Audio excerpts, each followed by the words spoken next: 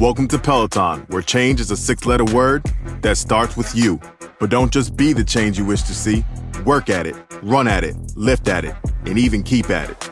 With Peloton's All-Access membership, you don't ever have to dip out on a workout, unless you're squatting. Track your progress, set pace targets, and if you're ready to lift, download the Peloton Strength Plus app. Okay, this is the fun part. This is fitness, but personal. So see you on the Peloton tread at onepeloton.com. Find your push, find your power, Peloton. This is the Michael K. Show podcast. I gotta get more K. Listen live weekdays at 1 on 880 ESPN, the ESPN New York app, and your smart speaker. And a good afternoon, everybody. This is indeed the Michael K. Show. We thank you for joining us on this Thursday. It's April 10th. It's 2025. Hope you're all doing well. We haven't talked in a while, and for that, I apologize. They changed the games in Detroit to a 3 o'clock game, so I was able to talk to you for an hour and a half on Monday, and then Don took the final half hour, and I thank him for that. But Tuesday and Wednesday, with the 1:10 starts, I could not do the show. I had to do the game on Yes, and I thank Dan Grassa for filling in on those 2 days. So we have a lot of stuff to catch up on. I've missed you. I hope you've missed me, and you know the deal. You know the rules. You're the co-host, 1-800-919-3776. I'm working alone here. So you will help me through this for sure. There's a lot of stuff to get to, a lot of stuff to talk about, and I hope that we can have some fun together doing it as we kick off a beautiful Thursday and lead you right into Don, Hahn, and Rosenberg. All right, let's talk first off with the Jets. So there seems to be a story that's getting a lot of traction today that the Jets have said that Justin Fields is going to be their starting quarterback. And I don't understand why there's that much traction. First of all, they signed him to a 2-year deal. And from what I heard when I was in Pittsburgh, the Steelers would have taken him back too. So you know that when they signed him to that 2-year deal, they told him he was going to be starting quarterback. So I don't think there's anything that's really shocking about this. There's just not. There's nothing shocking about this. So Tyrod Taylor is going to be the backup. If they happen to pick a quarterback, that quarterback is going to be in a learning mode for at least a year. But remember one thing, he's a starting quarterback, so there's not going to be any competition. Doesn't mean that by game 5 he might not be out. Somebody could move in. Maybe he could be terrible in those 5 games, but during training camp, there's not going to be a very public battle or anything like that. I don't know why. I know a lot of people talk about that, making a big deal. It's not a big deal to me. It's not a shock to me at all. Of course, this is the way it was going to be. That's probably the assurance they gave the guy when they signed him to a 2-year deal. He could have gone somewhere else, and he could have stayed with Pittsburgh and maybe gotten a starting job, but maybe he was afraid of the Aaron Rodgers impending signing, which still has not happened. It's so Aaron Rodgers. It's so perfect. He's, you know what? In his own way, he's so likable because of his unlikability. He's so predictable because of his unpredictability. You just know that he's going to be difficult. You just know that he's going to be the guy that's going to make you just wait and wait and wait. He's probably like that in relationships too. And he's had a lot of them. Good for him. As long as it doesn't hurt anybody. But that's just him. Nothing's going to be easy. A lot of people thought, because Pat McAfee had a live show in Pittsburgh yesterday, that he was going to come out on stage and announce that he was signing with the Steelers. It didn't happen then. You can't predict anything with this guy. You can't. So getting back to the Jets, I think they did the right thing. Justin Fields is the quarterback. Period. He doesn't have to show you anything in any exhibition games. He doesn't have to show you anything in training camp, anything like that. He is the quarterback. They're going to work around him, and we'll see how that plays. Got a couple of weeks now until the NFL draft. We'll be covering that a lot over the next week and a half or whatever, leading right up into the draft. And still questions remain who the Giants are taking at the number 3 spot. Who's going to be taken at number 2? Looks like it could be Travis Hunter. So Shedeur Sanders is going to be there. Everything that we hear is that the Giants don't seem like they have any interest in Shedeur Sanders. In a perfect world, the Giants would hope that the Cleveland Browns would take Shedeur Sanders, so they never have to answer the question, if Sanders becomes a great quarterback, why didn't you take him? So I think that Sanders is going to be available there at the number 3 spot, and I don't think they're going to take him. I think they'll take Abdul Carter. If they take Sanders, I think that would be a very big surprise. I mean, I'd like people to really be honest about all this and really step forward and go, this is why we don't like Sanders. He got a pretty good arm. He doesn't move very well. He gets sacked a lot, but he's tough as nails. He has pretty good accuracy. So despite getting hit as much as he did, he does not really throw, the ball away. He doesn't get picked off a lot. So there are positives there. Is it because, he comes to interviews with his hat a little tilted? Is he a little too confident for you? I mean, don't you want your quarterback to be confident in himself? You want a shy, shrinking Violet? And I'm not advocating for the Giants to take him at 3. I would just like people to speak the truth. Why don't you like this guy?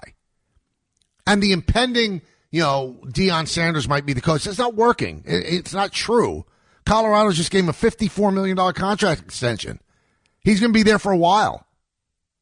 So if you pick Shedeur Sanders, you're picking Shedeur Sanders. You're not taking the tandem of Shedeur and Deion. You're just not. I wonder what it really is. Will anybody say, we don't like the fact that he's a little bit too cocky? I don't know. I don't know why that would be a bad thing, but maybe it's more about his play. Maybe he's not fleet of foot. Maybe they don't like that. In today's NFL, you have to be able to move around a little bit. You don't want a guy who's sacked 40 times. Because then what happens to him is what happened to David Carr. You get sacked that many times, your career is going to be over. In this league, with those guys hitting you, you are going to get hurt. So we start off with that football, and now we will transition right to baseball. And what we're going to talk about with baseball, I think you all knew that this is going to come up, is that both New York fan bases are a little bit concerned about their closer. And what I would say, first off, we'll start with the Mets. So Edwin Diaz came in yesterday with a 2-0 lead, a 2-0 Miami lead, and he hadn't pitched in a while, so they needed to get him time. And he gave up 3 runs. And his velocity is down. I will tell you this, and it also applies to how Devin Williams pitched yesterday as well. In all the years I've been around baseball, they could say it doesn't make a difference, but it does make a difference. When a closer comes into a non-save situation, they don't have the same energy. They don't have the same intensity. They don't have the same emotion or drive. They say they do, but they don't. Their job is to get the last 3 outs of a game where the tying run is on deck or you have a 3-run lead in the 9th. If it's a 4-run lead, like what Devin Williams inherited, not the same intensity. If a 2-0 deficit, the way Edwin Diaz inherited that yesterday, certainly not the same intensity. Much less than what Devin Williams had. Because you're just trying to hold it there at 2-0. Forget about a save. And he didn't have it. It was cold, had a hard time gripping the baseball. I'm not concerned just yet. Especially about Diaz. Because if the velocity doesn't come back, that will be a little bit of a concern. But let the weather get a little hotter. And we talked about this the last time we spoke on Monday when I was talking to you from Detroit. Everybody that's a baseball fan now seems that they get to apply the same logic as football fans.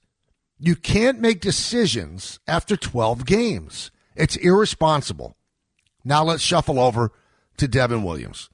So Devin Williams came in on opening day at Yankee Stadium, almost blew the lead against Milwaukee. He didn't.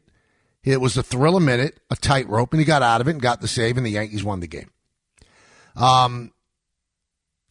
In the subsequent times that he's pitched, he has not looked ultra sharp. And yesterday, with a 4-0 lead in a game that the Yankees really did need, just to end the road trip on a positive note, enjoy the off day today with a little more joy, and he almost gave it away. And he looked rocky. He doesn't seem like his mechanics are great.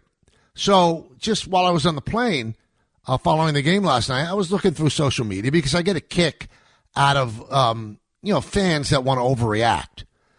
People screaming at the top of their lungs, all capital letters, that Luke Weaver is their closer, not this guy. Okay. So if you actually want to do a little bit of work, what you have to do is take a look at the past. Because if you don't study the past, you're doomed to repeat it. And if you look at his numbers year by year, he gets off to a slow start. And then he becomes dominant.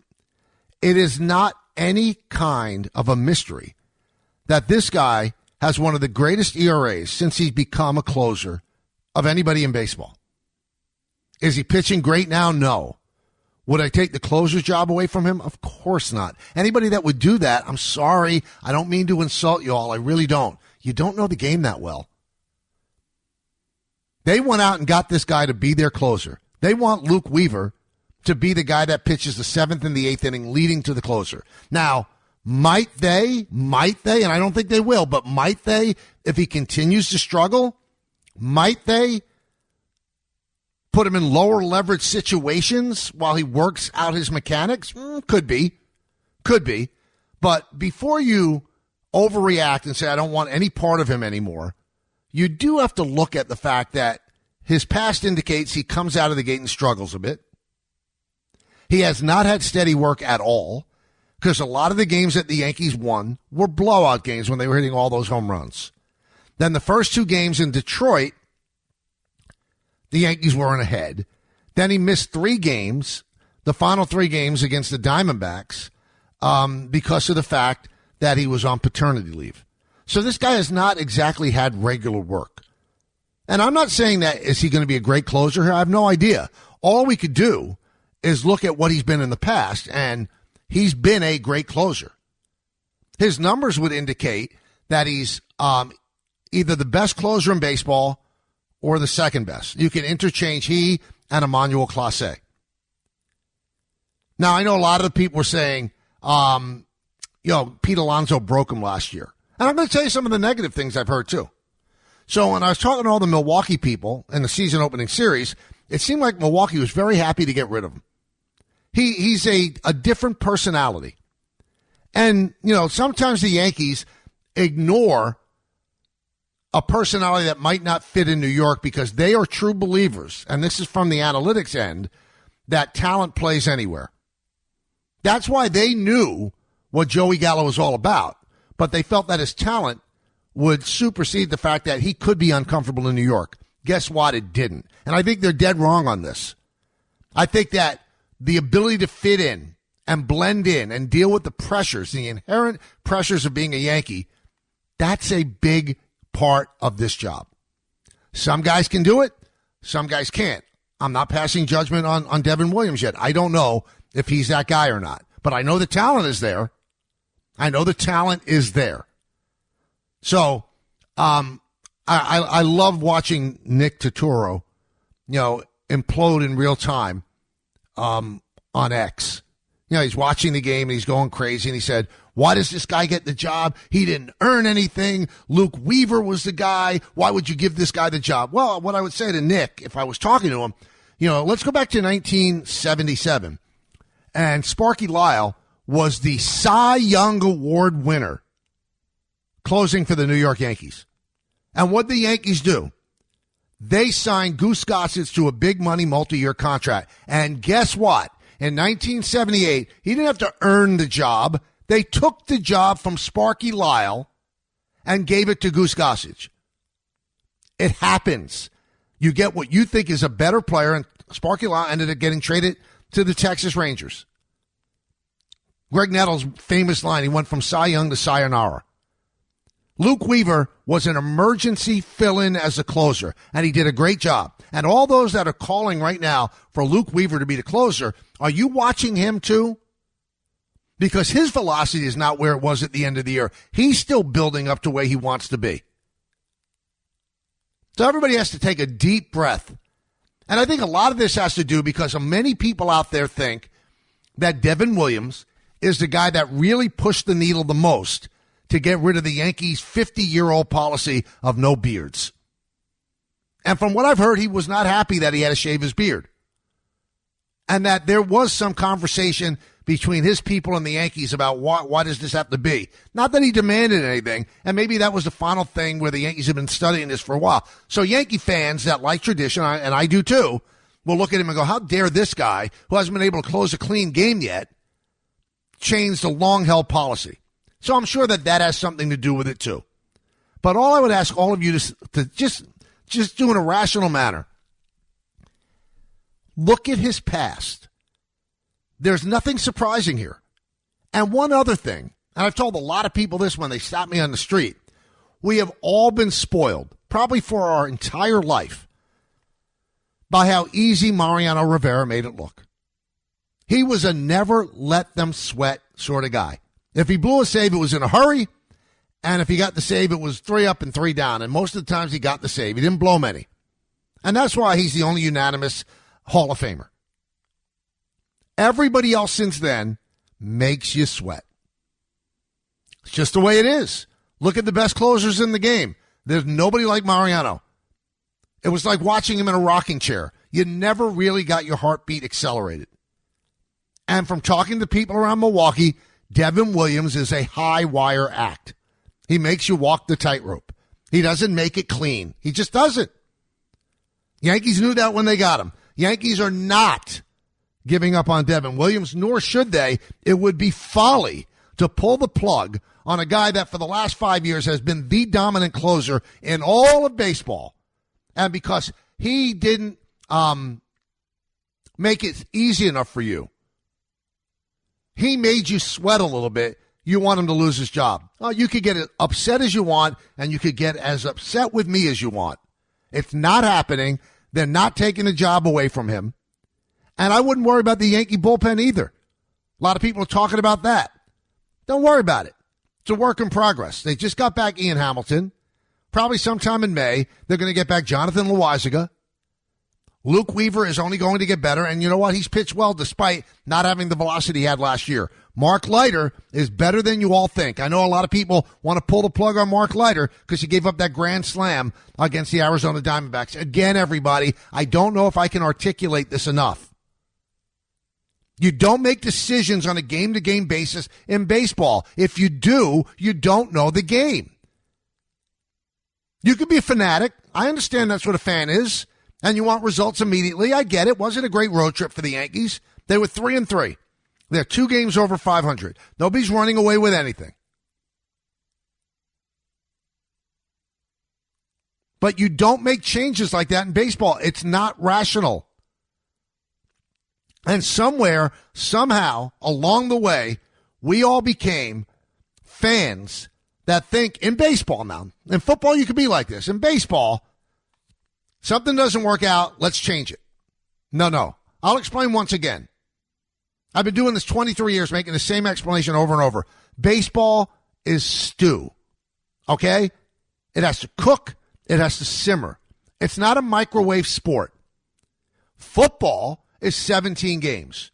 You lose the first 2 games, your whole season could go in the crapper. Baseball, not so much. Not the way it is. I was laughing on the plane at the overreaction for people because Devin Williams almost blew the game. Yankees won the game, didn't they? And Devin Williams didn't pitch well. And why don't you give credit to Aaron Boone? He didn't let him sit there and blow the game. He had his bullpen up, and when it came down to the fact that all of a sudden the tying run was in scoring position, he went in and got Leiter. And Leiter got the out right away. Game over. Yankees win 4-3. And they go 3-3 on a road trip where they didn't play that well.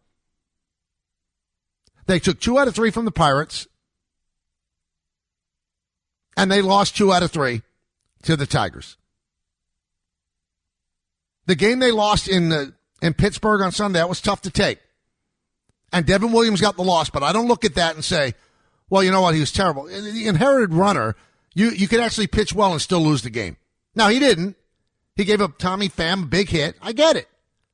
And then he comes in yesterday and almost blows the game. I can't sit here and guarantee to you, oh, he's going to be fine. Now, by studying history, I would think, well, he's going to be fine. And I think the Yankees will watch him closely. And they'll pick their spots. And if he has to be put into a lower leverage situation for an appearance or 2 just to get him work, they'll do it. He's not losing his closer job, everybody. If that's what you want, you can continue to wish. But if teams made decisions based on fans' reaction, they would be sitting with fans. One quick thing about the Mets. They're beating the teams that they're supposed to beat. Their bullpen has been outstanding. And their starting pitching has been just good enough. And they've beaten teams that they should beat. Now, they lost to the Marlins. It would have been nice to, have an unbelievable homestand like that. But you can't win every single game. And the Marlins are not the Washington Generals, although they're close. But there are some things that you look at. Beatty on fire in spring training. He's blowing his chance. He's blowing his chance. Falling behind in the count, looks nervous up there. He's blowing his chance to be a significant Met. Acuna, again, also blowing his chance. Vientos has not played the way he played last year yet. Not worried about that at this point. The Mets are not going to get a lot of offensive production out of center field. They're just not. But one thing that I've noticed in going over all the games, because even when the Yankees are playing at the same time, I do DVR every Met game and I watch the important parts. Teams have decided we are not, under any circumstance, letting Juan Soto beat us. And what they're doing is they're passing the baton and daring Pete Alonso to beat them. And fortunately for the Mets, Pete Alonso has been up for the task. So yesterday, the manager of the Marlins, McCullough, has first and third with Soto coming up. And he walks Soto intentionally. First base was not open, but David Cohn always says if there's a base open, it's just like first base being open. And he tried to set up the double play. For some strange reason, he brought in the infield while trying to set up a double play. And then Pete Alonso made them pay. And there's the difference from this year to last year. People were careful with Soto, but they would not just walk him willy-nilly and dare Judge to beat them. Now, he'd work a walk because he doesn't expand the zone, but they weren't intentionally walking Soto to get to Judge. They're doing that in the National League with the Mets.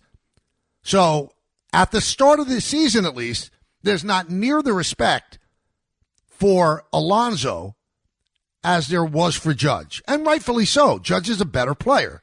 But Alonso's a dangerous player too. And he has lived up to what he has to do. And there's a story on ESPN today, in a Spanish language interview, Soto told Steve Cohen and David Stearns, you got to bring back Alonso to hit behind me. And his insistence on that has certainly proven right at this point because Alonso has come through. But how long will this go on?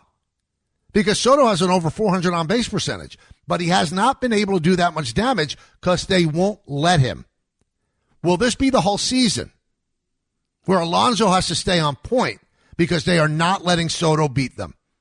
Hey, look at the big hits the Yankees got out of Soto last year. You know why? Because nobody wanted to pitch to Judge. Even in the postseason, that big hit, the big home run that he had against the Guardians, they'd rather pitch to him than to Judge. That's not the calculus with the Mets at this point. So can Alonso keep up this hitting where he protects Soto and forces other teams to at least try to pitch to Soto every now and then, not just willy-nilly walk him? That's the difference for Soto as a New York Met. He had the greatest protection that you could have. It was Ruth and Gehrig all over again last year. But there were things that he liked about the Mets that he didn't like about the Yankees. And notice what he said. I think the Yankees are going to be good for 6 or 7 years. After that, I'm not so sure. Let's do the math here. Oh, Judge only has 6 or 7 years left on his contract. That's what he means. Who's going to hit behind me? Who's going to protect me when Judge is gone? Nobody knows. Who knows who's going to emerge? It could end up being Jason Dominguez. It could end up being Kyle Tucker. We have no idea. But I know what he was thinking.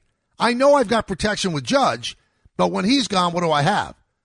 I don't understand why he wouldn't think the same about the Mets, but he felt that Alonso would give him protection. Alonso has provided production to make teams pay for walking Soto, but he hasn't given them protection yet because they still will not pitch to Soto. I don't think the Mets want to pay an average of $50 million a year for a guy that doesn't get a chance to hit. They've got to. You're never going to find a guy like Judge to bat behind Soto because Judge is one of one. Can Alonso be that protection where you make a team think about walking this guy? So some thoughts on the two New York teams who've gotten off to decent starts. 1-800-919-3776. We'll get to you. We have a lot of stuff to talk about Also, in the 2 o'clock hour, I'm going to break down the way the Yankees are built, where it might not be perfect, everybody. There's something legitimately there that you can worry about. We'll talk about in the 2 o'clock hour. All right, we'll come back. We'll take your phone calls. Going to have a good 2 hours together, leading you into Don, Hahn, and Rosenberg. But you're listening right now on the ESPN New York app and on 880 ESPN. Grainger knows space at your facility is limited. As a maintenance specialist, you only have so many spots for backup products in your inventory roster, which means space on your bench comes at a premium. Well, when it comes to breadth and depth, Grainger's got you covered. They've got over 1 million industrial-grade products. Plus, fast delivery helps reduce the inventory you need to keep on hand, freeing up space and capital while giving your operation a winning edge. Call 1-800-GRAINGER, click Grainger.com, or just stop by a local branch. If you like true crime stories, listen to this one. But as you listen, put yourself in the place of this IT manager, because he never dreamed this would happen at his company on his watch. He came in on a Monday and tried to log in and couldn't. A ransom pop-up informed him that company data, customer files, bank accounts, APAR, everything was being held for ransom. And if they didn't pay $250,000 in Bitcoin, no less, all of it would be wiped. Nearly a third of mid-sized American companies got hit by data breach last year, and that number is going up. It's your choice. Trust your current cybersecurity infrastructure like he did, or outsource, protecting your precious data with the leading managed security services provider in the U.S., Thrive. It all starts with a comprehensive Thrive cyber risk assessment. Thrive security analysts identify security gaps and deliver proactive solutions to help keep your network healthy and protected. It's not a matter of if, it's when. Are you ready? Get your no-obligation security recommendations and consultation. Your business relies on it. Visit thrivenextgen.com/ESPN. That's thrivenextgen.com/ESPN. Every idea starts with a problem. Warby Parker's was simple. Glasses are too expensive. So they set out to change that. By designing glasses in-house and selling directly to customers, they're able to offer prescription eyewear that's expertly crafted and unexpectedly affordable. Warby Parker glasses are made from premium materials like impact-resistant polycarbonate and custom acetate. And they start at just $95, including prescription lenses. Get glasses made from the good stuff. Stop by a Warby Parker store near you.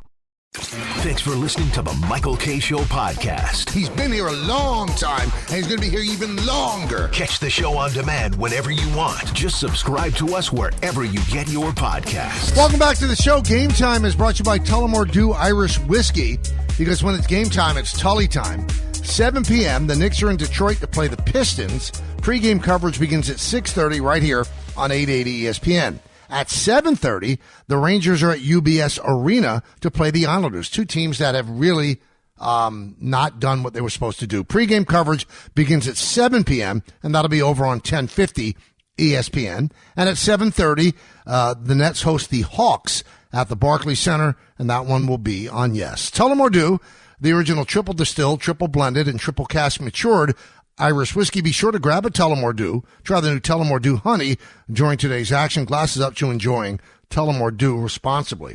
1-800-919-3776. And let's go to the phones. David and Elizabeth. David, start it off. What's going on, Michael? How are you? Good. How you doing? I'm doing pretty good. Let's get into your favorite sport, baseball. There you go. All right. Oh, yeah. All right. As far as my Mets, right? Everything is going pretty well right now, even though we're not fully hitting. But there's two things that concern me. And I know you're going to say, like you said earlier, it's a stew. We got to get all the ingredients and recipes right. But Brett Beatty is killing me, brother. I need Jeff McNeil and Francisco Alvarez back as soon as possible. Like, whenever he comes up, I'm just like, yep, this inning's over. And not for nothing, Luis Angel Acuna, I think he's all right. Like, his defense is pretty good. He hasn't hit yet either. But I think he'll come around. And like you said earlier, Vientos, I think he'll come around. But we're playing pretty good baseball. And the pitching, it hasn't really bothered me. The only thing that bothers me a little bit is Clay Holmes played a great game the other day with 10 strikeouts, really great. The only thing that I think that is a little flawed in his game is, like, he kind of walks some of the players a little bit too much. Like, that's the only thing I would knock on his game. Other than that, he's playing lights out. And, well, his stuff, David, really moves a lot, and I saw that with the Yankees. So sometimes he would issue walks, but I think that he's pitched very, very well. Now, the one thing that Met fans should look at: no Alvarez, no McNeil, right? No Manaea, no Montas. They're 8-4. I mean, what more do you want? They're a half game behind the Phillies, who are 8-3. So in the next homestand, they're going to play the Phillies, but when you're off to a start like that and you're losing or you don't have important pieces, Alvarez is a huge piece for them.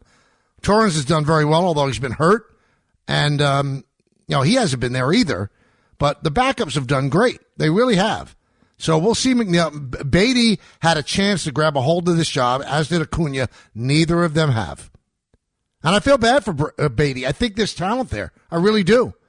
But you can't go from raking in spring training to not having a clue once the regular season starts in the first 12 games. That's exactly what's happened. Let's go to Raul in Harrisburg. Raul. Mike, how you doing? Good. How are you? Good. Just listen, I know you well enough. Just like everybody, like you say always, everybody pump the brakes. It's the long season under Devin Williams and Luke Weaver. Absolutely. Mike, yeah. Mike, I don't know if you heard the news in the Dominican Republic, but I'm going to put it out here. Dotel played for the Mets and the Yankees, passed away in that disaster in the Dominican. I'm from the Dominican, and it was bad. There was another guy, too, who passed away. So, yeah, and also Nelson Cruz's sister. It's heartbreaking. And I'm going to tell you what. So he was at the Yankees for a year. And there aren't a lot of people like this, but every time you were around Octavio Dotel, he was smiling. The guy enjoyed life. He really did. He enjoyed life to the fullest degree. Played for 13 teams, which was a record, but has since been broken. And everywhere he went, he spread joy.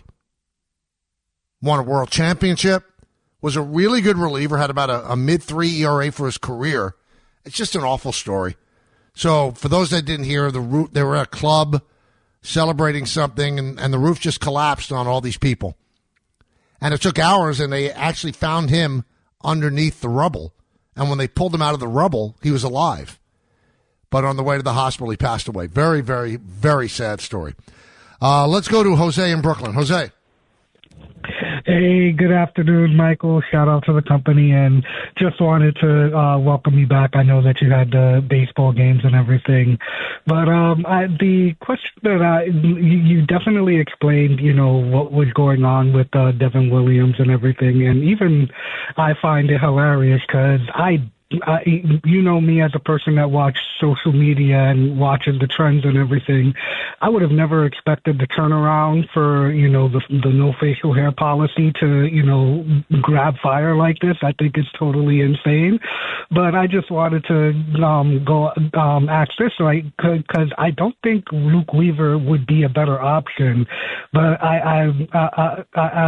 but at the end of the day, I guess my point is that this all could have been avoided if, we had a couple of good performances, but it looks like you said, he is a slow starter, so this is something that, is happening. But my point is that if he was performing well, none of all of this social media stuff wouldn't be happening right now. Of course. If he was performing well, we wouldn't have talked about it in the beginning of the show, and then people wouldn't have gone crazy on social media.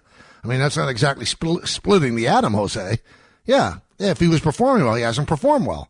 So he lost a game on Sunday, which stopped them from sweeping the Pirates. And that was particularly a difficult loss because they came back and they scored the 3 runs in the top of the 9th inning and the big hit by Trent Grisham.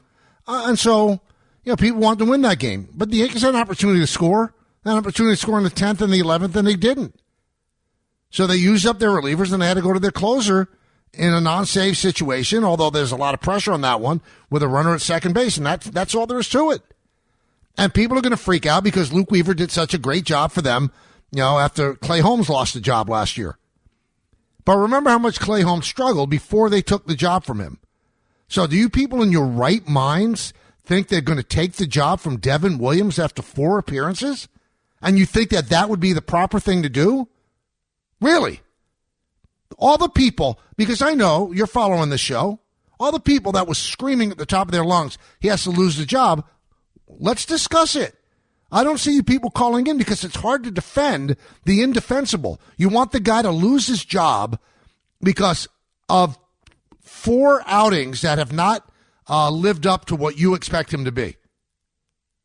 And I think that every Yankee fan expects every closer to be Mariano Rivera. Sorry, once in a lifetime.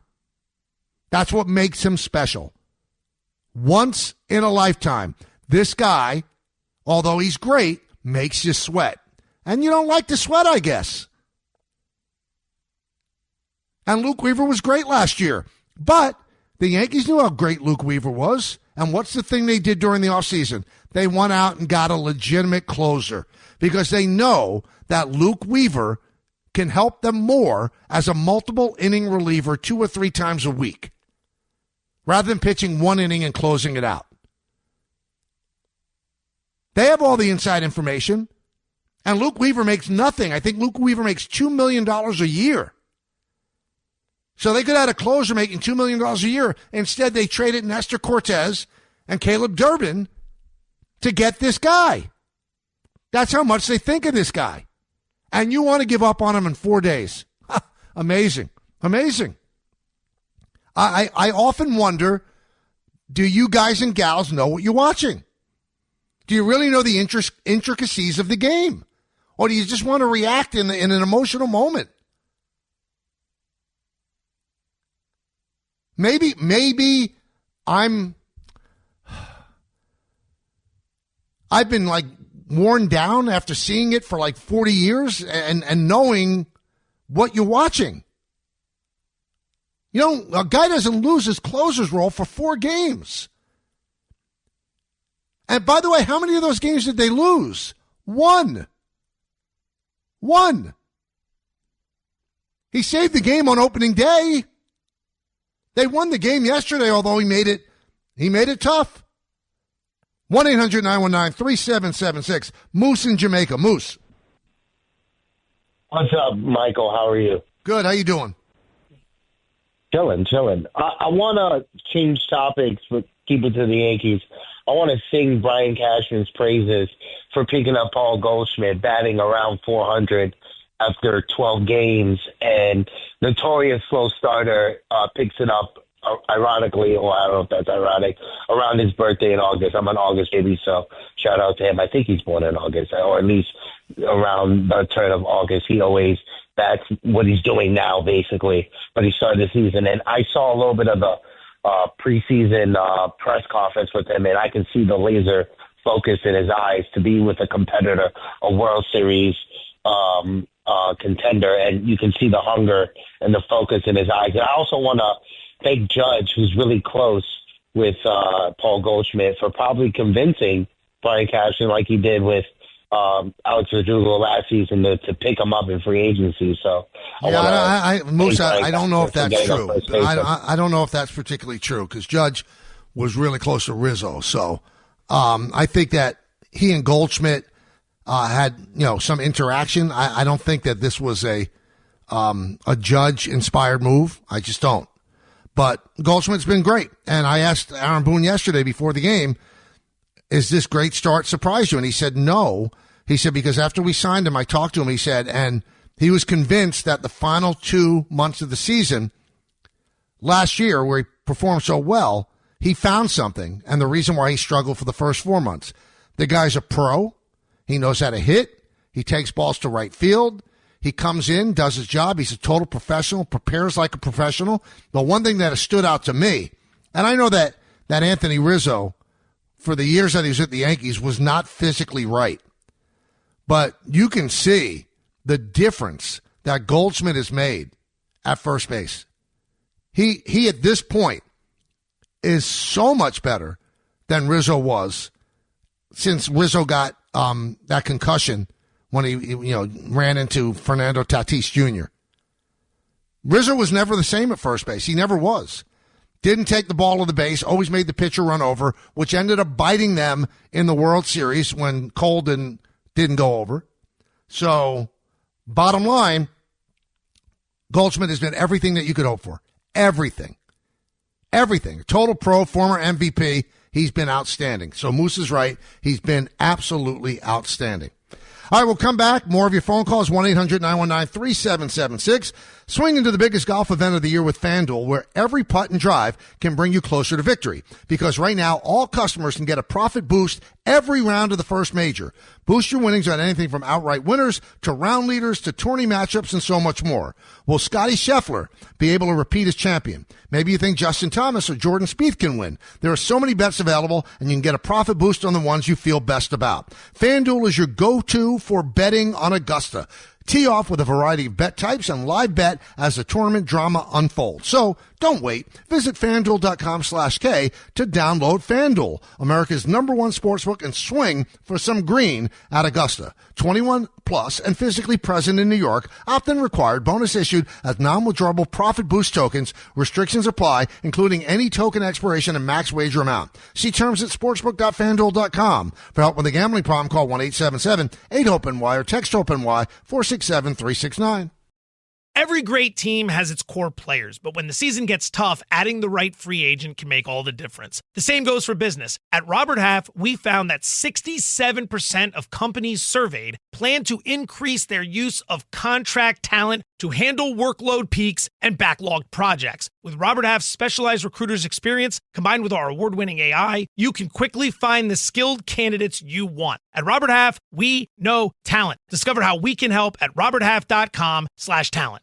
When you think about businesses that are selling through the roof, like Aloe or Allbirds or Skims, sure, you think about a great product, a cool brand, and brilliant marketing. But an often overlooked secret is actually the businesses behind the business making selling, and for shoppers, buying, simple. For millions of businesses, that business is Shopify. Nobody does selling better than Shopify, home of the #1 checkout on the planet, and the not-so-secret secret. With Shop Pay that boosts conversions up to 50%, meaning way less carts going abandoned and way more sales going. So if you're into growing your business, your commerce platform better be ready to sell wherever your customers are scrolling or strolling. On the web, in your store, in their feed, and everywhere in between. The secret's out. Businesses that want to grow, grow with Shopify. Upgrade your business and get the same checkout Untuckit uses. Sign up for your $1 per month trial period at shopify.com/network. All lowercase. Go to shopify.com/network to upgrade your selling today. Shopify.com/network. Guys, if you've fallen off since turning 40 or don't get the results you used to get in the gym, it could be lower testosterone. If this sounds like you, Nugenix Total T could make a huge difference. The key ingredient is something called Tesnor, which helps boost free and total testosterone levels to help you trim up and stay lean. You could feel the difference at work, in the gym, or even in the bedroom. It's scientifically formulated to help you feel like you've turned back the clock. Skyrocket your energy, muscle, and libido with Nugenix. Just text ORDER to 321321 right now for your complimentary bottle of Nugenix Total T. Plus, text now and Nugenix will include a bottle of Nugenix Thermo, its most powerful fat incinerator ever. Again, text ORDER to 321321 right now for your complimentary bottles of Nugenix Total T and Nugenix Thermo. That's ORDER to 321321. Texting enrolls you into recurring automated text messages. Consent not required to purchase. Message and data rates may apply.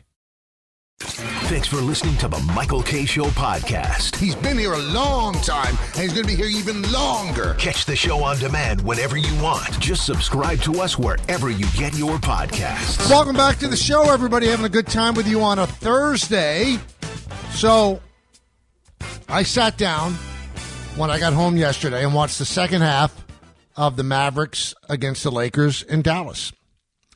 And just watching the game and how it unfolded, and then seeing the highlights of the Mavericks doing a tribute video and Luka being unable to hold back tears, overly emotional coming back.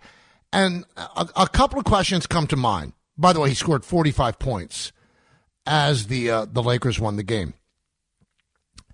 You traded the guy, and then you let out through sources that he didn't work out, sloppy, refused to do things the way they wanted to do it, and you unceremoniously traded him in what will go down as one of the most moronic deals in NBA history.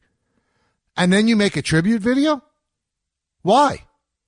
If he's such a great guy and he did such great things for your team, which he did, why'd you trade him? And if he's such a bad guy and is out of shape and will not work out and will not follow what the team wants him to do, why would you put a tribute video up? Unless you're utterly a bunch of phonies. You watch this guy play, and you know how old he is, and you know that he was yours, and you traded him for a guy in his 30s who is always hurt. Makes no sense. It makes less sense now, and it didn't make any sense then. Think about it. Is there anybody out there that you would trade for Luka Doncic if you're the Lakers? I was talking that with my son yesterday. So how about Shai Gilgeous-Alexander? And I said, as great as he is, I don't think I'd trade him for Doncic. So take the best players out there, whichever one you want to come up with. You're free to discuss this with me. Who would the Lakers take back if they were going to trade Luka Doncic? Who? I mean, would you trade Jokic for him? Now, Jokic is great. He's 5 years older than him. It would make you think, though. It would make you think. But there aren't many out there that even make you think. Because Jokic is such a unicorn, and he does things that, aren't done in the NBA anymore. Would you actually do it? I don't know if they would. I think the Lakers know that they got the Hope Diamond, and they lifted it from a jewelry store. Nobody saw them, and they're going to hold on to it.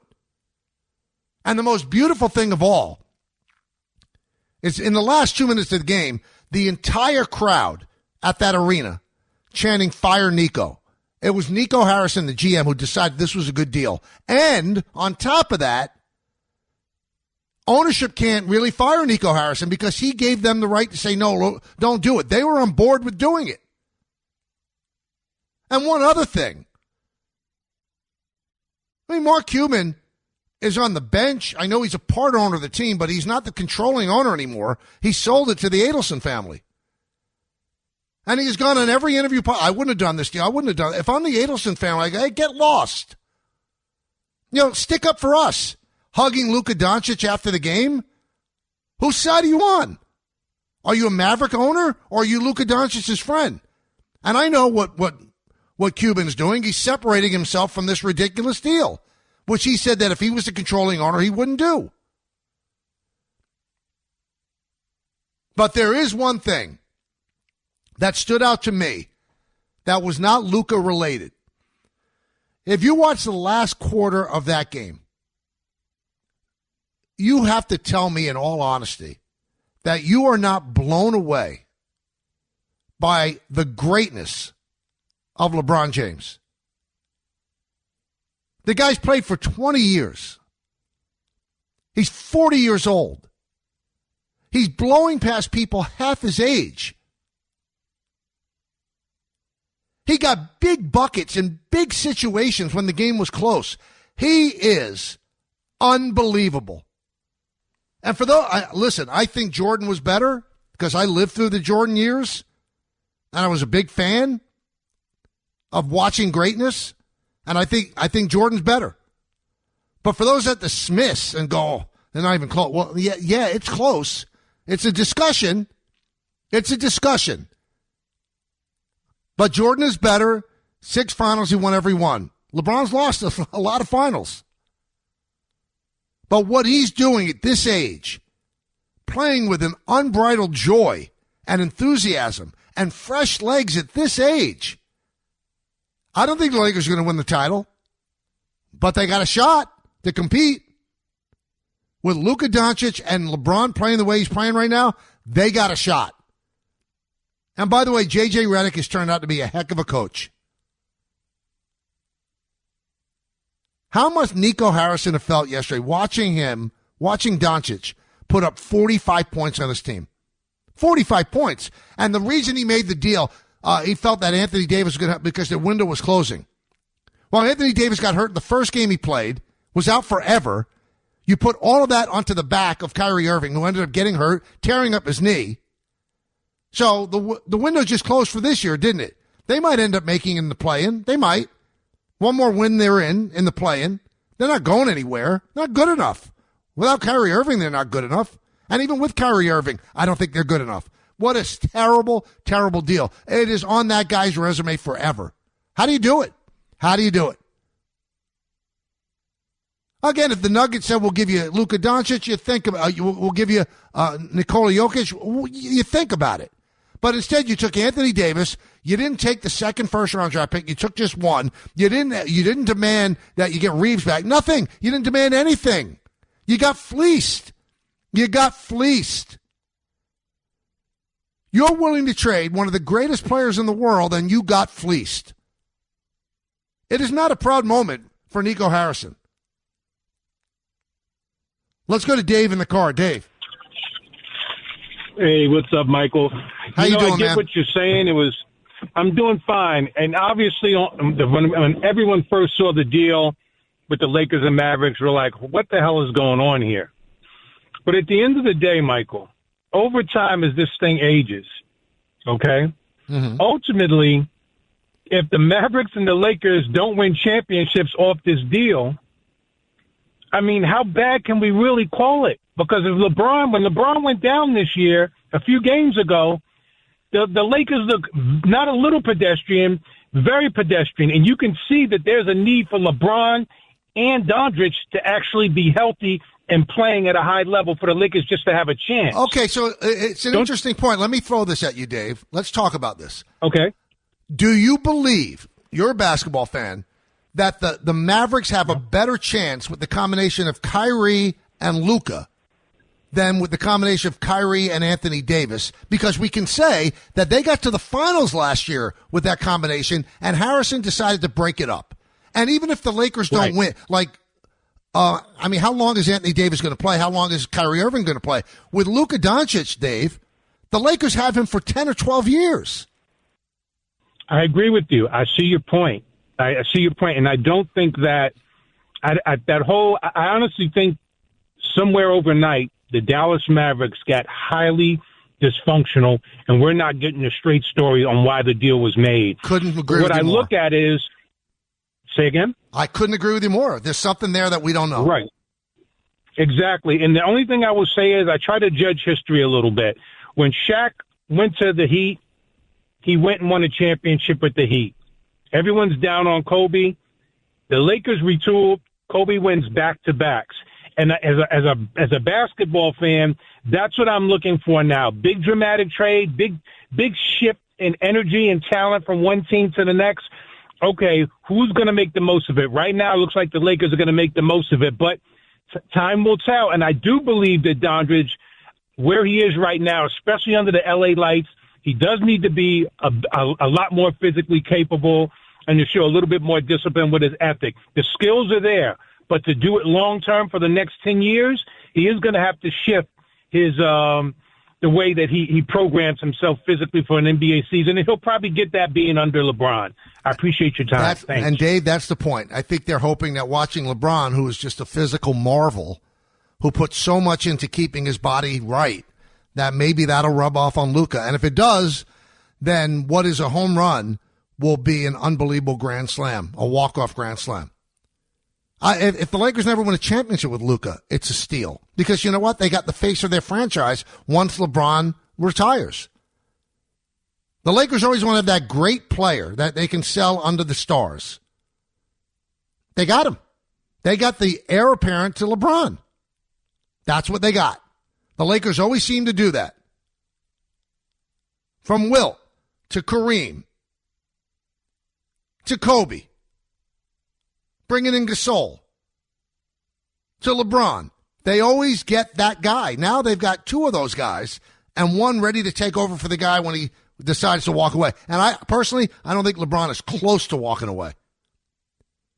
Yankees, an imperfect team. I'll explain when we get back. When I'm getting ready for a game, I have to be prepared. I have my lineup cards, the latest team stats, and, of course, my mug of Bigelow tea. For me, it's Bigelow Earl Grey with a smooth taste that keeps my voice in peak condition even when the game goes into extra innings. No matter how hectic your day gets, grab your favorite Bigelow tea and take a moment just for you. So join the millions of fans that make Bigelow tea #1 in New York. Bigelow tea, the official hot tea of the New York Yankees. Thanks for listening to the Michael K. Show podcast. You know what?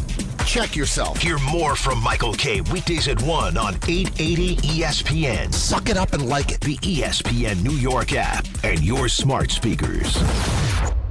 Every great team has its core players, but when the season gets tough, adding the right free agent can make all the difference. The same goes for business. At Robert Half, we found that 67% of companies surveyed plan to increase their use of contract talent to handle workload peaks and backlogged projects. With Robert Half's specialized recruiters' experience, combined with our award-winning AI, you can quickly find the skilled candidates you want. At Robert Half, we know talent. Discover how we can help at roberthalf.com. Welcome to Peloton, where change is a 6-letter word that starts with you. But don't just be the change you wish to see. Work at it, run at it, lift at it, and even keep at it. With Peloton's All-Access membership, you don't ever have to dip out on a workout, unless you're squatting. Track your progress, set pace targets, and if you're ready to lift, download the Peloton Strength Plus app. Okay, this is the fun part. This is fitness, but personal. So see you on the Peloton tread at onepeloton.com. Find your push, find your power, Peloton. This is the Michael K. Show podcast. I gotta get more K. Listen live weekdays at 1 on 880 ESPN, the ESPN New York app, and your smart speaker. All right, so the Yankees go 3-3 on their road trip. They take 2 out of 3 against Pittsburgh, and they lose 2 out of 3 against the Tigers. And, you know, like I said, it's just 12 games. So, you know, they're right there with everybody else. And there are a couple of things I've seen about the team that I think are somewhat concerning. One of them is the way the roster is constructed. Yeah, everybody wants to blame the manager for things. And I believe that after yesterday's game, the Yankees have faced more left-handed pitches from left-handed pitchers than any team in baseball. So it's not a nuclear secret that the way you combat the Yankees is not necessarily to throw a left-hander as a starter, because a lot of teams don't have lefty starters, but load up your bullpen with lefties. Because Aaron Boone does not have answers at his disposal. So if you look at the way the outfield is configured, you got a lefty bat in Bellinger, and you got a switch hitter in Dominguez, who's much better from the left side than he is from the right. So when you bring in, or if a team starts a lefty or brings in a lefty, there are no answers for Boone. The only backup outfielder you have is Trent Grisham, who, guess what, is a left-handed batter. Now let's go to the infield. You could slow down Chisholm with a left-handed batter. You've got Volpe, who didn't get a hit against Detroit, but he's played well so far. And then you have a switch hitter at third base who's better from the left side than he is from the right, although Oswaldo Cabrera has hit okay from the right side the times he's gotten a chance. So what's Boone's answer there? He doesn't have one, because the guys on the bench that are right-handed are not scaring anybody. Pablo Reyes and Oswald Peraza. Now let's move to catcher. They're thrilled with Austin Wells, and they should be. But when you rest Austin Wells, you're going to rest a left-handed hitting catcher against what? A left-handed starter. So who's your backup catcher? Should be a right-hander, right? No. It's a left-hander. So you're not getting any advantage. You're not getting any advantage when you go your backup and you give Wells the day off once every 5 days against a lefty starter. You're bringing in a Skara, who's a good player, but he's left-handed. The team is too left-handed. The roster is a little bit lopsided. It's not put together the right way. Now, I know a lot of it changes if you get back Stanton. When that's going to happen, don't know. But he's not an outfielder. Still, your backup outfielder should be a right-handed hitting player, and it's a left-handed hitting player. Your backup infielder should be a good right-handed hitter. It's not. You have two lower-level right-handed hitters. And your backup catcher in a perfect world should be a right-handed batter when your starter is a left-handed batter. It's not. It's not. And even when Stanton comes back, one of the big bats off the bench that's done a nice job is Ben Rice, who's left-handed. Remember a couple of years ago the Yankees were two right-handed? Well, now they're two left-handed. So that's something to be concerned about. So you're looking for Boone to press the right buttons, and in fairness to him, the buttons are not available. He can make up the lineup whichever way he wants and stack lefty, righty, switch hit or whatever, and you're still going to be victimized by left-handers out of the bullpen. That's something that has to be corrected. Again, it's early, and it could be corrected. But the perfect solution, you got to have a right-handed hitting third baseman. And I know the 3 years kind of scared them off Arenado, who's gotten off to a pretty good start. But if you had Arenado this year and you don't worry about the next 2 years, you'd be in better shape. And the other thing that scares you a little bit about the team, they don't have enough starting pitching. I'm sorry. I'm not going to sit here and make happy talk and put lipstick on a pig. Max Fried yesterday, in an extraordinarily important start for them, where an ace has to step up and deal, he was great. 11 strikeouts, no walks, 7 shutout innings. He pitched just like an ace. Now, unlike many of you out there, I still have a firm belief in Carlos Rodon. I think Carlos Rodon could still pitch, and I think he could be dominant. He makes a mistake every now and then in the game that cost him. That's what happened in the first game in Detroit. But they needed innings. He gave them 6 that reset the bullpen. I'm not concerned about Fried, who I think is great, and Rodon, who I think it could be a really nice starter for them. 3 through 5 is very scary. Under no circumstances, Marcus Stroman a number 3 starter. He's just not. His stuff is not dominant enough.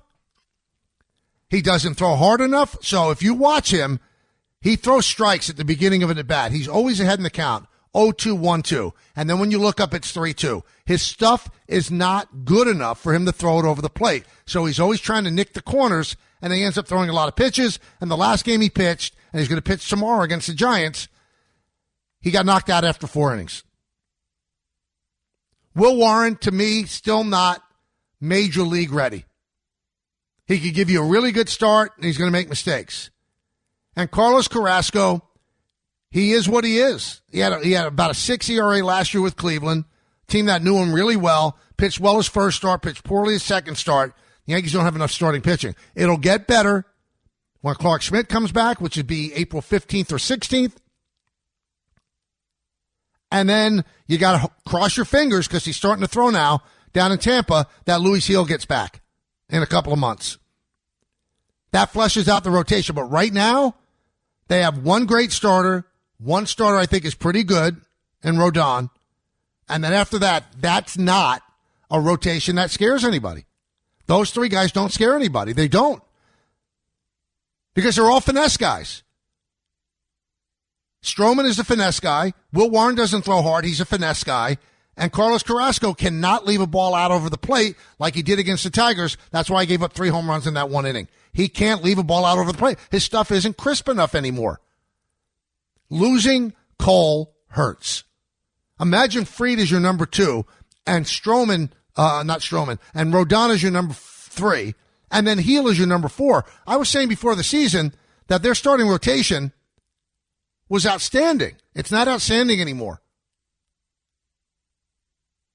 It's Fried and Rodon, and then really tightly cross your fingers. And one quick thing about the torpedo bats. Haven't heard much about them, have you? You got to hit the ball. The Tigers ran out 3 outstanding starters. Tigers are a good team. Casey Mize, Tarek Skubal, and yesterday Jack Flaherty. Good pitching stops torpedo bats. Sorry, you got to make contact to actually have the torpedo bat go into effect. 1-800-919-3776. How about the Vlad Guerrero contract? $500 million for 14 years, right? And they are paying him a $325 million bonus. Imagine getting that check. And the reason they're doing that, first of all, his permanent residence is Florida. So he will get that $325 million in a state that doesn't have state income tax. That's going to save him tens of millions of dollars. And it's also a hedge, everybody, for possible work stoppage in 2027. And the other thing that he did, because he's going to make over $35 million a year, he has reset the first base market, much to the delight of Scott Boras and Pete Alonso. Because Pete Alonso essentially is making $30 million this year, and if he doesn't opt out, 24 next year, which would average out to 27 a year. Nobody was going to $30 million for a first baseman. No one. Freeman doesn't make it. Olsen doesn't make it. No one. But now that's the new benchmark. So if Pete opts out and has the season that so far he looks like he's going to have, it's going to be joy in Alonzo Town. Because now $30 million is not off the table. Because the best first baseman, at least in terms of money, makes $35 a year for the next 14 years. So the first base market has been reset.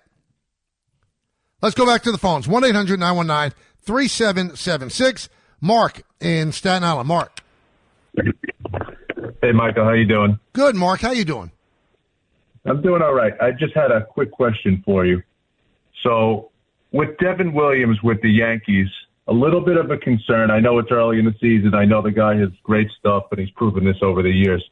But my only concern with him is if this continues and he doesn't perform well and playing in a place like New York, and you know how Yankee Stadium can get, do you think that something like that will affect him and maybe have Boone have him in like a different position so that's maybe like a setup role rather than a closing guy? Well, it's a two-pronged question, Mark. Can it affect him? Yes. I don't know if he has the makeup to withstand the abuse that he's going to get. If, you know, he got, I was talking to the Milwaukee guy. So on opening day, he got booed after a 17th pitch. 17th pitch. He ended up throwing a lot more and ended up saving the game, but he made people bite their nails down to the nub. He never got booed in 5 years in Milwaukee. He didn't get booed after giving up the home run to Alonso. So this is a different world. So I don't know. I don't know him that well, whether or not he has the makeup to withstand that. Now, the other question is, would they make him a setup guy? I don't see it, at least for a very, very, very long time. I mean, if he continues to blow games, they're not going to continue to run him out there. As I said, they'll try to get him right by pitching him in lower leverage situations. But he's a closer. He's not a setup guy. He was a setup guy to Hader, and then he took over the role, and he did very, very well as a closer. They didn't get him, and they're not paying him over $9 million a year to be a setup guy. But can I tell you that there's no way that they would go to that? No, I can't. I can't lie to you. If he continues to fail, the Yankees have to win games.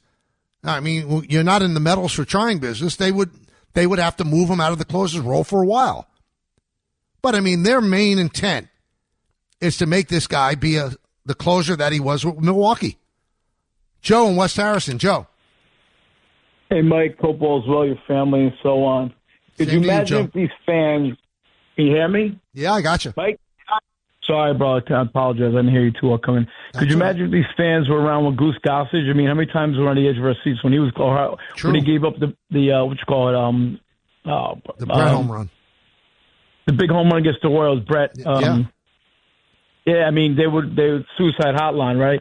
But and your very great point on the Yankees are so lefty loaded, it's crazy, and I don't even know if they shouldn't try to find a medical buyout for Stan. I love him; he's a great Yankee, great in the playoffs, but I mean, injury after injury after injury, something's got to be done. And I'm a little disappointed in Chisholm. I mean, great athlete, fast as all. You know what? Great fielder. But the guy, we never, again, I know it's analytics. We never play small ball. That guy, I mean, he's got to run a couple times a week or something, get on base, make things happen. When we have bad games, remind me of last year with the Yankees, all in, either big games or no runs scored. I mean, and he's a little bit of a goofball, as we all know. I'm not a big fan. He's not a goofball. He's kind of a free spirit. Now, he hasn't been able to run because he didn't get a hit against the Tigers. He's also leading, I think, the major leagues in strikeouts. That's a guy that I could look at and say playing in the cold affects him adversely.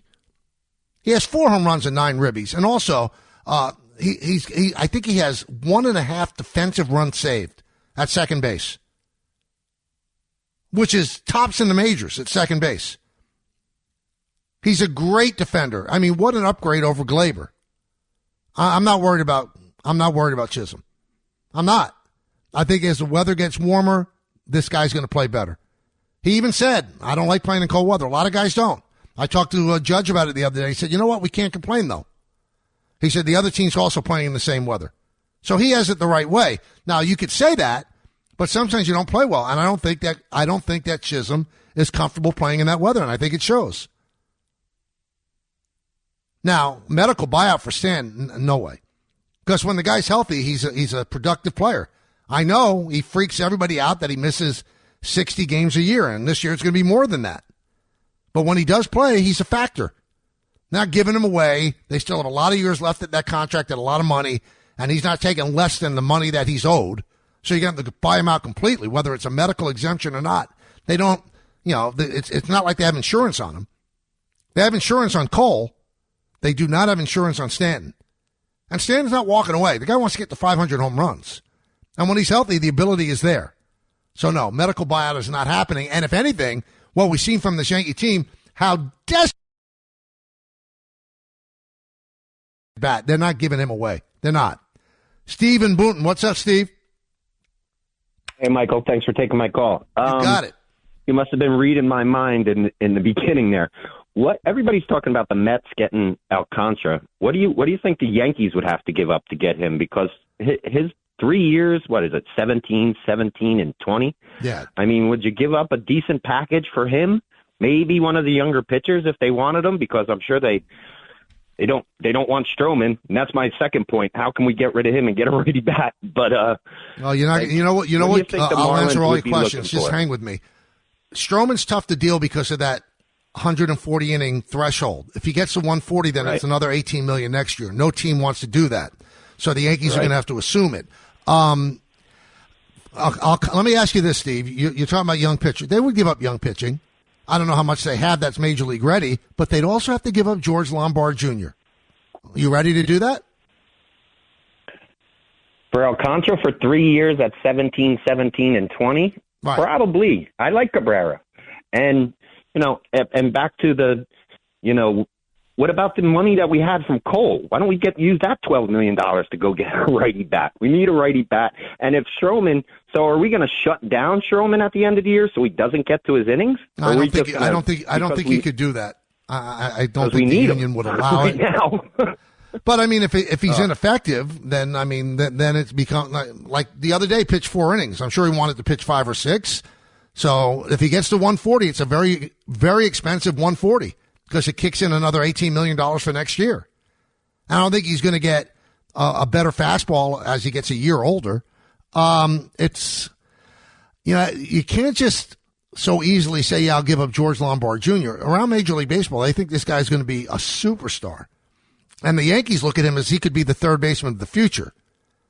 But if you think you're one pitcher away, then you know what? You got to swallow hard.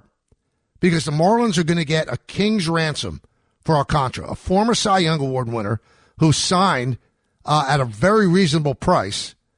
Yeah, and the Mets have a lot of youngsters in their farm system. Would they give up a Sproat for him? Would they give up a Jet Williams? Probably. Would they give up Acuna? Probably. Would they give up Beatty? Probably. It's going to be that sort of package, everybody.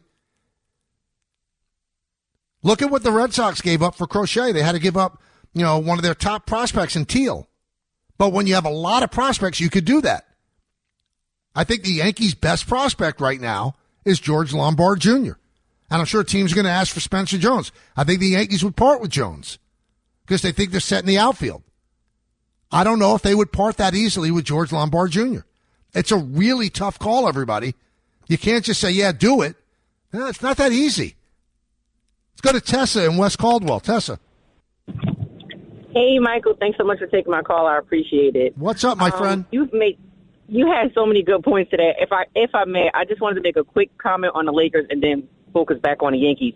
Okay. I'm going to be honest with you. You know how long I bashed my head against the wall when we traded Saquon. But I have family in Dallas, and I'm not joking, Michael. They don't even watch. They can't even stomach the game. They can't even do it. And it's like just to see that with Luka yesterday, because I'm a Lakers fan, with the 45 and the tribute, it's very confusing. It is something underlining that we may never know. But I don't care what it is. If we can have Luka healthy and doing his thing for 5 years, he already looked like he's in game time shape. I really do think LeBron is going to make a positive impact on him. And I still can't believe Dallas let him go, but I'm very happy we have him. And you know what I think, too, about the tribute video, Tessa? Mm-hmm. It's almost like you didn't like the guy. You traded him. It's almost like you broke up with your girlfriend. The next time you see her, you give her a beautiful album of all the great times together. What are you doing? You either like him or you don't. If you like him so much to put a tribute video, then don't trade him. Right? Do you think they did it because the Lakers did it for Anthony Davis? Maybe. I don't think it was sincere at all. I think it's like, oh my God, they did it for Anthony. We can't let Luka come back and not do something for him. But you understand, as a Laker fan, the Lakers liked Anthony Davis. The only way they would trade Anthony Davis was for somebody like Luka. But they traded Luka for. I don't get it. For really basic, that's exactly because Anthony Davis, you can cough the wrong way and his oblique is strained. You understand what I'm saying? You know how many times I've called and complained about him. So it's just like, I understand what you said about defense, but this is not football. Defense don't win champions. You need offense, and I can't believe they let him go. But for me, they're great because you're right. LeBron is a freaking phenomenon. He's a unicorn. It's just nobody will do what that man do. So, of course, me, I'm a LeBron fan. He's more my age, my era, or whatever. So I will go with that. He's better than Michael. But even if you don't want to go with that, his work ethic. Did you hear what he said, Michael? He comes in at 5 freaking a.m. to the arena.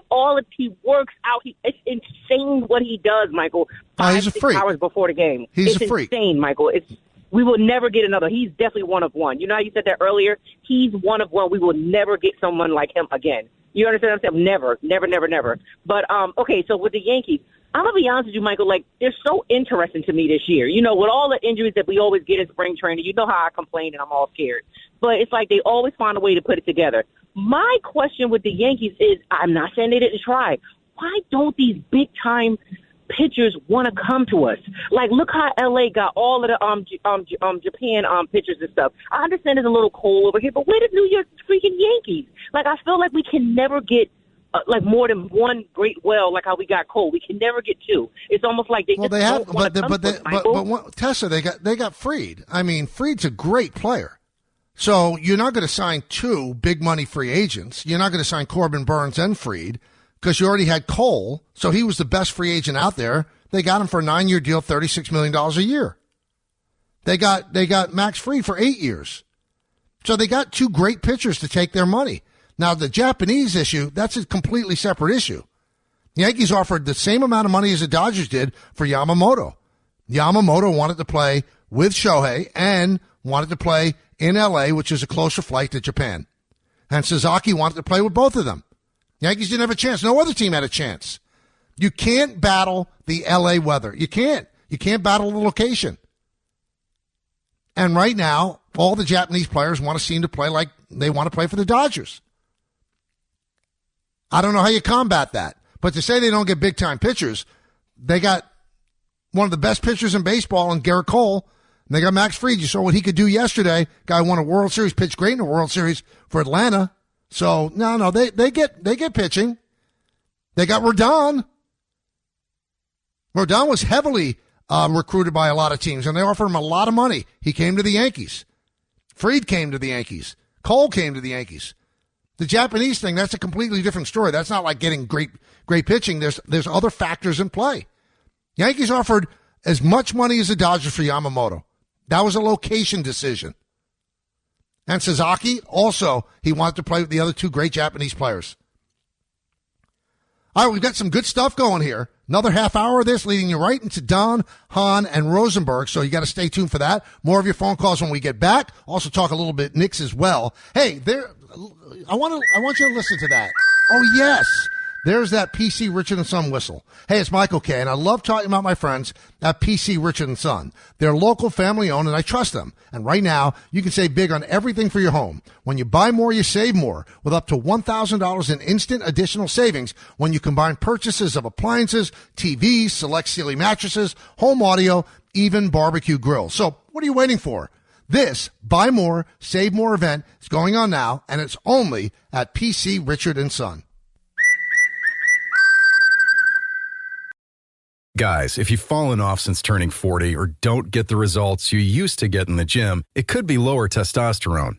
If this sounds like you, Nugenix Total T could make a huge difference. The key ingredient is something called Tesnor, which helps boost free and total testosterone levels to help you trim up and stay lean. You could feel the difference at work, in the gym, or even in the bedroom. It's scientifically formulated to help you feel like you've turned back the clock. Skyrocket your energy, muscle, and libido with Nugenix. Just text ORDER to 321321 right now for your complimentary bottle of Nugenix Total T. Plus, text now and Nugenix will include a bottle of Nugenix Thermo, its most powerful fat incinerator ever. Again, text ORDER to 321321 right now for your complimentary bottles of Nugenix Total T and Nugenix Thermo. That's ORDER to 321321. Texting enrolls you into recurring automated text messages. Consent not required to purchase. Message and data rates may apply. The tax deadline is almost here, and TaxAct has live experts to help answer any last-minute questions you may have. Questions like, can I claim my SUV as my home office if I answer work emails in my car? If I adopted 12 dogs this year, can I list them as dependents? And, am I doing this right, or am I doing this very, very wrong? Our experts have the answers to those questions and many others. TaxAct. Let's get them over with. Bombas makes the most comfortable socks, underwear, and T-shirts. Warning, Bombas are so absurdly comfortable you may throw out all your other clothes. Sorry, do we legally have to say that? No, this is just how I talk, and I really love my Bombas. They do feel that good. And they do good, too. One item purchased equals one item donated. To feel good and do good, go to bombas.com/ESPNpod and use code ESPNpod for 20% off your first purchase. That's BOMBAS.com/ESPNpod and use code ESPNpod at checkout. Thanks for listening to the Michael K. Show podcast. He's been here a long time, and he's going to be here even longer. Catch the show on demand whenever you want. Just subscribe to us wherever you get your podcasts. Well, listen up, New York soccer fans. New York City FC is back and coming home to Queens and Citi Field for the first time this season. Come watch the boys in blue take on Eastern Conference rivals Philadelphia Union this Saturday in a can't-miss matchup. Get there early for FanFest with music, games, and family fun for supporters of all ages. Enter for your chance to win free tickets at ESPNNewYork.com or on the fine ESPN New York app. Just find the contest tab and submit your entry. Don't miss the action. Grab your seats now at Ticketmaster.com/NYCFC and be there this Saturday at Citi Field. All right. I love the people I work with. I really do. So if you go to the ESPN New York site on Instagram, they have this cute thing where they have figurines of all the people on the air. Rick and Dave and Peter and Don and Bart and Chris and Alan and Dan and me.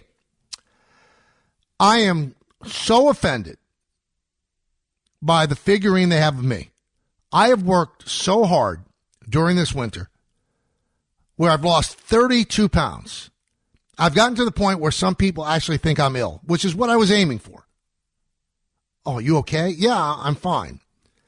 If you look at the figurine they have of me, and if you get a chance, look at it. If you're driving, don't do it now. The figurine of me, I'm obese. My figurine is so fat that it's bigger than Chris Carlin. I'm not saying Chris is fat, but you would say that Chris is a little heavier than me. I mean, Chris and I were talking, and I think he's over 3 bills. I'm at 215, and this is the figurine they have of me. It's really hard to accept. I'm hurt. I feel like maybe I have to lose another 20 pounds if that's the way they see me. A gray suit, and it makes me look like I'm a 70-year-old, 300-pound man. It's awful. It's just awful. I'm so embarrassed, and I won't have it. Now, one more thing about the people I'm talking about that I work with. So I heard that Peter Rosenberg, my formerly good friend, took me to task for my K Eats Tendies site on Instagram, which was made by Meredith Morakovitz. And it's become kind of a thing. And he said it was a cry. I didn't even hear the segment, but people have told me, essentially, cry for attention, stealing from Dave Portnoy, whatever the case may be. That is some high comedy from a guy who can't walk past an electronic device without posting something. Can't walk past a phone or an iPad or a computer without doing a podcast. And he's saying it's a cry for attention. It's having fun. And the first one I did was actually an homage to Portnoy's One Bite pizza reviews. I even used One Bite, undercarriage, the whole deal, no flop, all the stuff that he says. And I said it was an homage to him. So Peter Rosenberg has the onions to criticize me. Unbelievable. I'm glad that I still exist. So Don Hahn and Rosenberg have segments of content where they could rip me. Unbelievable. Now, I did have a mea culpa post yesterday because the second post I had reviewing the tenders in Detroit, the executive chef of Comerica Park was standing 2 feet from me, beaming that he had made these tenders just for me. And I blame Meredith for that. It should be done anonymously. Somebody should go to a stand and get the tenders they're selling to fans. So that's what we're reviewing, not special tenders they might make for me.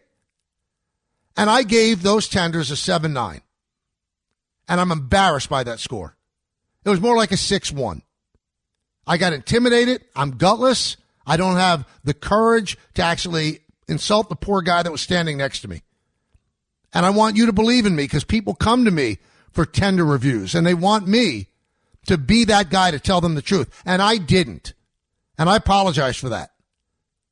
For that one, I should be non-tendered. I will be honest going forward. And we will not have anybody from said stadium standing next to me. Because, again, I don't have the guts to insult somebody. That's the beauty of Dave Portnoy. Sometimes the pizza shop owners are standing right next to him, and they'll slap him with a 5-9 or a 6-1. That takes guts. I don't have those guts. Portnoy does. I don't have them. And for that, I apologize.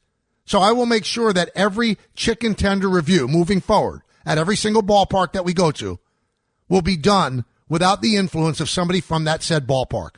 You have my word on that. And thank you for supporting the K Eats Tendies site.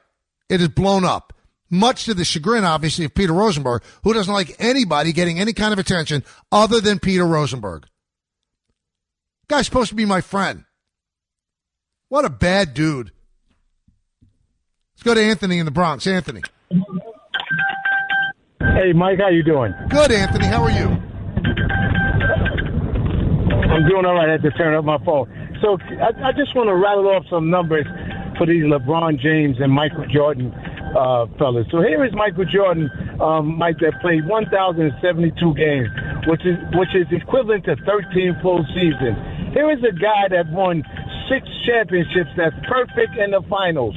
Here is a guy that won 6 MVP in the finals. Here is a guy that won 10 scoring championships. Here is a guy that averaged 30.1 per season, the highest in NBA history. 33.1 in the playoffs, the highest in NBA history. What does LeBron James do that tops Jordan? I don't understand these guys. He doesn't do anything that tops Jordan. Well, I think that what he does, Anthony, I think we know this, is the extraordinary longevity to be great for that long. That's what he does. And he does get to the finals. He got to more finals than Michael. Now, he's lost a lot more. Michael didn't lose any.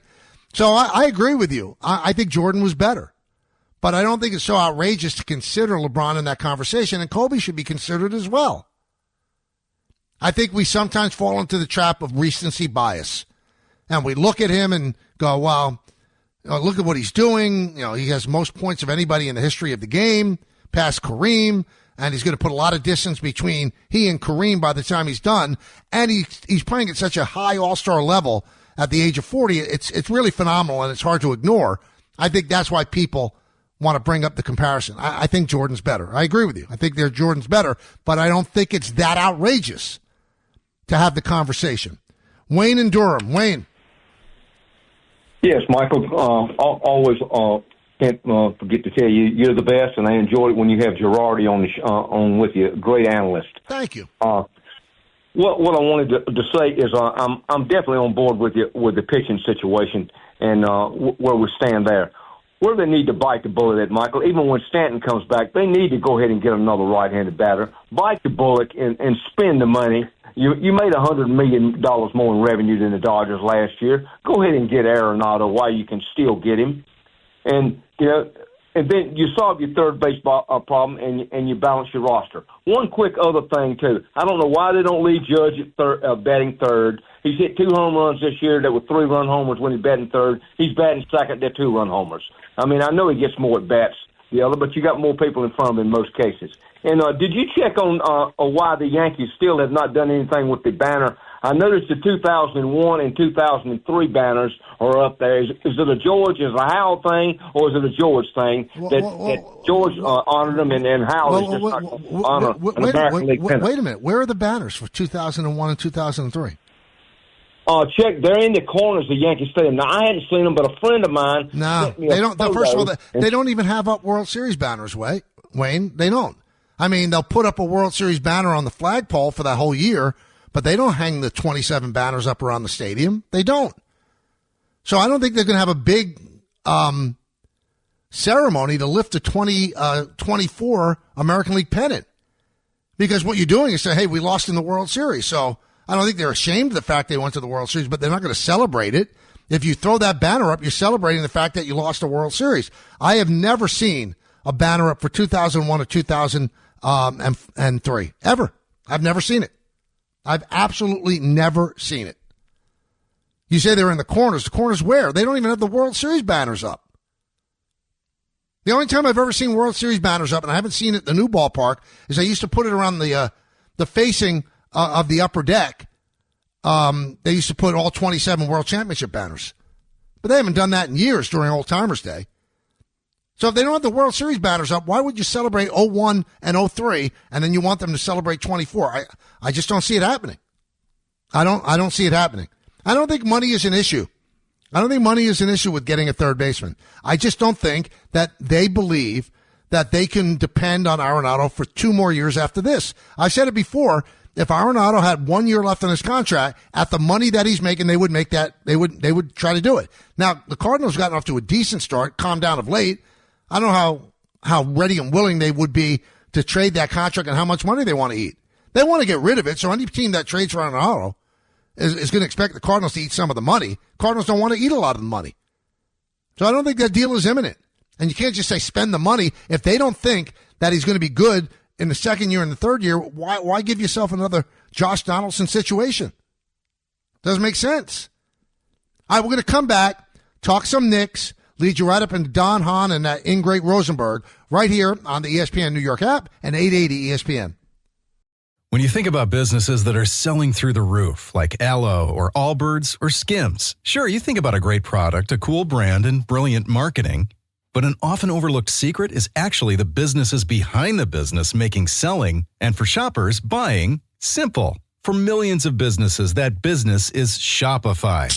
Nobody does selling better than Shopify, home of the #1 checkout on the planet, and the not-so-secret secret. With Shop Pay, that boosts conversions up to 50%, meaning way less carts going abandoned and way more sales going. So if you're into growing your business, your commerce platform better be ready to sell wherever your customers are scrolling or strolling. On the web, in your store, in their feed, and everywhere in between. The secret's out. Businesses that want to grow, grow with Shopify. Upgrade your business and get the same checkout Untuckit uses. Sign up for your $1 per month trial period at shopify.com/network. All lowercase. Go to shopify.com/network to upgrade your selling today. Shopify.com/network. Every great team has its core players, but when the season gets tough, adding the right free agent can make all the difference. The same goes for business. At Robert Half, we found that 67% of companies surveyed plan to increase their use of contract talent to handle workload peaks and backlogged projects. With Robert Half's specialized recruiters' experience, combined with our award-winning AI, you can quickly find the skilled candidates you want. At Robert Half, we know talent. Discover how we can help at roberthalf.com/talent. When you're a small business owner, having your bookkeeping and taxes in order comes at a cost. I'm not just talking about your money. I'm talking about your time, hours and hours that you could have spent actually growing your business. But guess what? It doesn't have to be that way thanks to Found. Found is a banking platform that doesn't just consolidate your financial ecosystem. Found automates manual activities like expense tracking and finding tax write-offs. Found makes staying on top of invoices and payments so easy. Oh, and by the way, other small businesses are loving Found too. This Found user said, quote, "Found is going to save me so much headache. It makes everything so much easier. Expenses, income, profits, taxes, invoices even," unquote.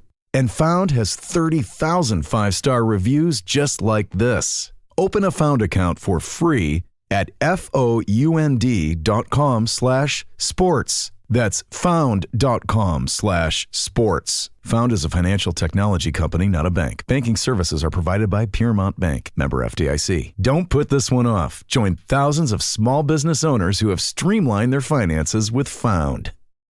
Thanks for listening to the Michael K. Show podcast. He's been here a long time, and he's going to be here even longer. Catch the show on demand whenever you want. Just subscribe to us wherever you get your podcasts. I mean, people are starting to get behind me on X.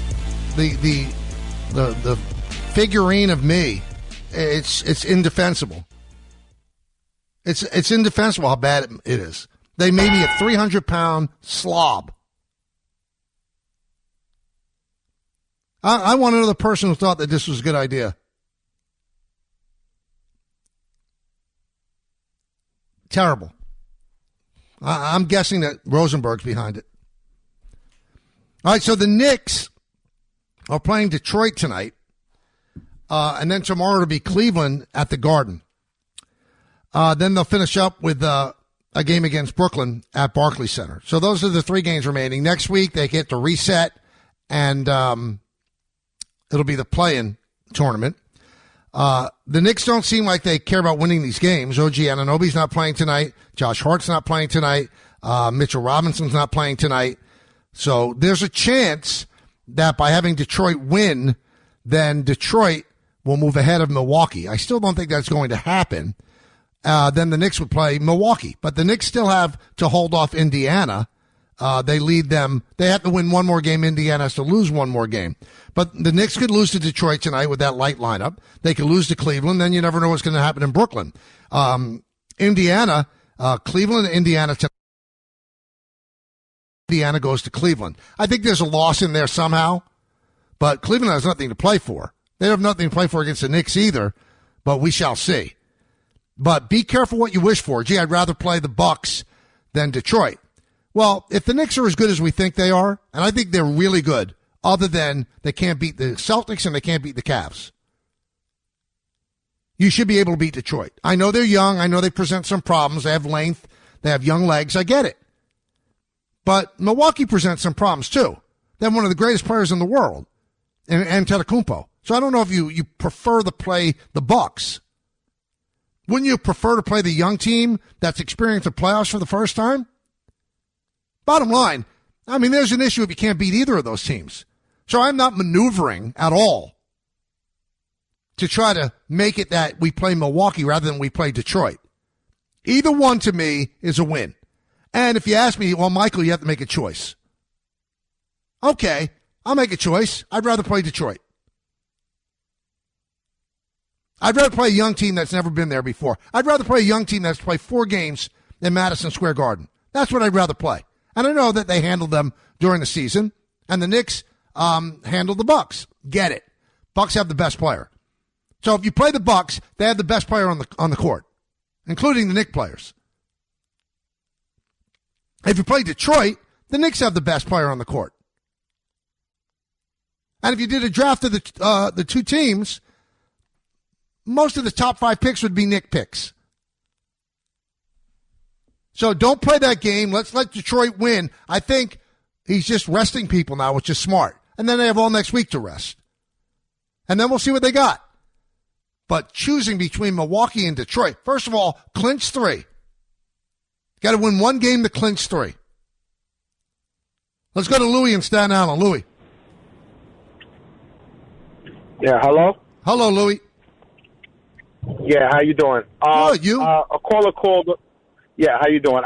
First of all, before I even say what I said about the Jordan and LeBron thing, you give Peter kind of a hard way, and Peter looks up to you, and sometimes he says things, because I've been following your show for a long time, like a lot of years, all the way back to when I called in about taking a knee at football games with. Thank you very much for listening so long. I listen to you guys all the time, and Peter kind of looks up to you, and when he does certain things that come off wrong, and you like, I'm not going to say you take it the wrong way, but when I listen later and hear Peter's part of this, like later on, he's going to have his side of the story, and it always seems like he means well with what he does.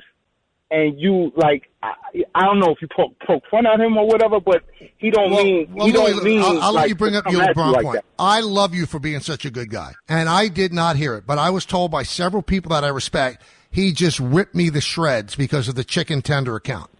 That's all I know. Unsolicited, I didn't bother him. I've been great to Peter. I love Peter. I love Peter's family. But the bottom line, he went out of his way to rip me for no reason. Now let's see his excuse. But I'll give you credit for being a good guy and looking for the good things in people. For a guy who looks up to me, he certainly says a lot of bad things about me, and it's hurtful. I'm very sensitive. Louis, what's your other point? Okay, can I finish on that? Yeah. Sometimes, like he does say things, but it's because he got balls to say certain things that LaGreca won't say, even though LaGreca is your true friend or whatever, but. Peter will say something that LaGreca is thinking, and it comes off wrong because LaGreca doesn't say it. Yeah, but in fairness, I mean, so discretion is the better part of valor, and that's what friendship is all about too. So if LaGreca has something nasty to say about me, maybe he checks himself, says, you know what, Michael's a really good friend. I'm not going to say that. Peter will say anything for effect, and he goes off on me from a chicken tender account that I didn't start, that I didn't want to do, that I was goaded into doing by Meredith Marakovitz, who's a close friend, and it's become a fun thing to do. But I don't need the attention. I mean, really, I'm doing it for the attention? Nah, I really don't need any more attention. Sometimes attention is overrated, as I would tell Peter. Let's go to Griffin in Connecticut. He's going to defend Peter, too. I'm not trying to defend Peter, but what I'm saying is, he never said anything like that yesterday on the show at all. At the end of the show, he was trying to team you up with the guy from San Diego if we went down to San Diego this year. He was saying how Meredith set you up. He never said anything. Well, it wasn't yesterday, Griffin. It was the day before. I heard it was the last segment of the first hour of the show where he absolutely eviscerated me. That I was copying Dave Portnoy and that I was looking for attention and stuff like that. Really, he's a bad guy. That's what it comes down to. I'm a big fan of Don, big fan of Han, used to be a big fan of Peter, but if he's going to turn on me, I'm going to turn on him. Ripping me for no reason, for something I had nothing to do with. Nothing. We'll see how this plays out. Have a big show tomorrow, big Friday show. Looking forward to it. So glad to be back with you after all the delays and the changing of the game times. But we're back again tomorrow at 1. Going to be a great show leading you into the weekend. Coming up now, Don, Hahn, and Rosenberg. And that is going to be on the ESPN New York app and also 880 ESPN. In the words of Billy Joel, life is a series of hellos and goodbyes.